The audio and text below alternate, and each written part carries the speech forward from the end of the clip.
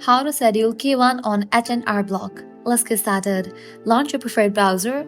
At the top, you're going to see the search box. Over there, type in H&R Block login and then search for it. Now navigate to this one website option, hrblock.com. You'll be directed to the login page. Now go ahead and provide your credentials to log into your account, email, username or phone number and the password. Once you are logged in, you will want to start a new tax return or opening an existing one. Navigate to the federal section of your return. Now it's time to enter your income information. In the federal section, find income and select other income. From there, choose Schedule K-1 from the list. Next, you'll need to select the type of Schedule K-1 you have. It could be from a partnership form, S corporation or trust state.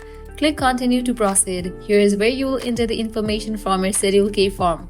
Make sure you enter all the required details exactly as they appear on your form. H&R Block will prompt you to classify your income as passive or non-passive. Refer to your K-1 form or consult a tax professional if you are unsure. Enter the appropriate amount in the designated fields. You'll also need to complete some additional information like partnership share, at-risk limitation. Follow the on-screen prompts to finish this section.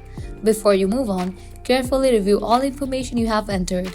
This step is crucial to ensure everything is accurate. Once you have reviewed everything, continue to complete the rest of your tax return.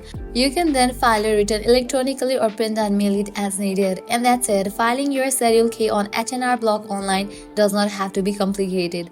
If you found this video helpful, give it a thumbs up and don't forget to subscribe for more tax tips and guides.